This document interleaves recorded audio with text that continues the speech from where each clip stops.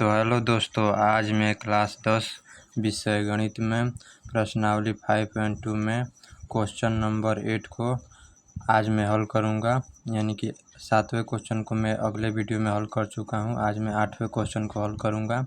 इसमें दिया है एपी में 50 पद हैं, जिसका तीसरा पद 12 है और अंतिम पद 106 है। तो इसका 29वां पद हमें ज्ञात करना है दोस्तों। तो चलिए मैं हल करता हूं। तो हल करने से पहले दोस्तों मेरे वीडियो को लाइक और सब्सक्राइब भी कर देना, ताकि कोई भी वीडियो अपलोड करूँ तो आपके पास सबसे पहले पहुंच जाए। और लाइक और सब्सक्राइब भी करते रहना, ताकि मेरा भी मन लगे, और शेयर भी करते रहना दोस्तों। तो चलिए मैं 8वें नंबर क्वेश्चन को हल करता हूं। तो यानी कि 50 पद, यानी कि एन हमारा 50 दिया है और तीसरा पद हमारा 12 दिया है। तो तीसरा पद भी लिख लिए हैं दोस्तों। अंतिम पद यानी कि एनवा पद हमारा 106 है। तो चलिए मैं हल करता हूँ। और उसके बाद पूछा है दोस्तों 29वां पद 29 पद हमें ज्ञात करना है, 29वां पद। तो यहाँ से मैं हल करता हूँ दोस्तों। A3 को क्या लिख सकते हैं दोस्तों? A3 को a+2d लिख सकते हैं इक्वल टू 12। समीकरण 1 हो गया।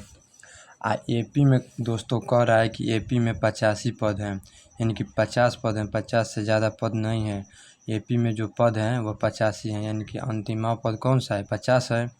तो अंतिमा पद 50 है, तो अंतिम पद हमारा क्या दिया है? अंतिमा पद जो 50वां पद है वो अंतिम है। तो अंतिम कितना पद दिया है? 106 दिया है। तो अंतिमा पद को a+49d लिख सकते हैं, और वो पद क्या है? 106 है।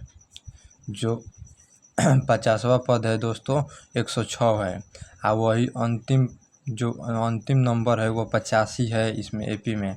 तो एपी में 50 पद हैं, तो यानी कि अंतिमा पद हमारा 106 हो जाएगा, a+49d। तो समीकरण पहला और दूसरे को हल कर देंगे दोस्तों। तो यहाँ से d का मान आ जाएगा। तो ये माइनस ये माइनस का है या प्लस का है, कट जाएगा दोस्तों। उसके बाद 49d में से 2 जाएगा तो माइनस का 47d इक्वल टू माइनस का 106 में से 12 जाएगा तो प्लस का 12 घट जाएगा, तो आ जाएगा हमारा माइनस की आएगी संख्या 100 नहीं, यहाँ से 6 यानी कि 4 यहाँ से आ जाएगा, और 10 में से 1 जाएगा 9। हम ये माइनस कट जाएगा दोस्तों। 47 यानी कि 4 दूना 7 दूना 14, 47 दूना के 94 होता है दोस्तों। तो डी का मान हमारा आ गया दोस्तों 2। अब हम ए का मान ज्ञात कर लेंगे। तो डी का मान समीकरण किसी में भी रख देंगे दोस्तों, पहले या दूसरे में। तो हम पहले में रख देते हैं। पहले में रखने पर तो a+2d दिया है दोस्तों इक्वल टू 12। तो a+2d का मान ज्ञात किए हैं 2 इक्वल टू 12। तो a+2 दूना के 4 इक्वल टू 12। तो a का मान हमारा आ जाएगा, इधर जाएगा तो 12 - 4। तो a का मान आ जाएगा दोस्तों 8। ए और डी का हमें मान ज्ञात करना था दोस्तों पहले, तब हम 29वां पद ज्ञात कर लेंगे। तो डी और ए का मान हमें ज्ञात हो गया। तो उसके बाद पूछा है 29वां पद 29 पद, इसको लिख सकते हैं दोस्तों a+29वां पद पूछा है तो a+28d लिख सकते हैं दोस्तों। यह कैसे होता है तो देखिए दोस्तों, nवां पद का सूत्र होता है दोस्तों a+n-1 इंटू डी होता है दोस्तों।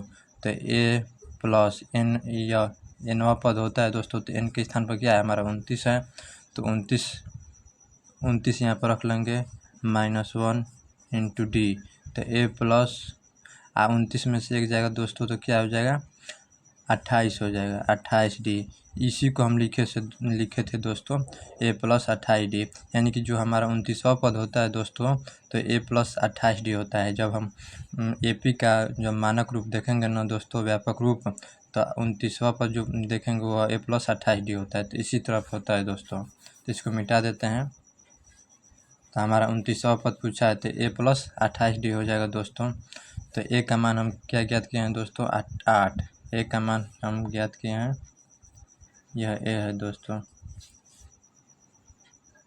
a का मान ज्ञात किए हैं 8, तो 8 रख लेंगे दोस्तों।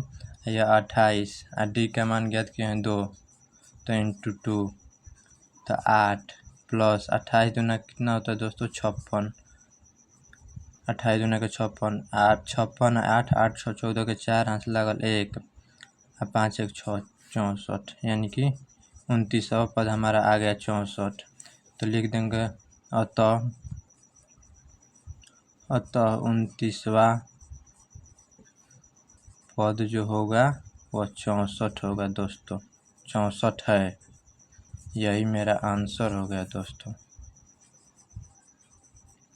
तो कैसा लगा दोस्तों? अच्छा लगा होगा, चैनल को लाइक और सब्सक्राइब भी करते रहना। चलिए अगले वीडियो में फिर मिलेंगे।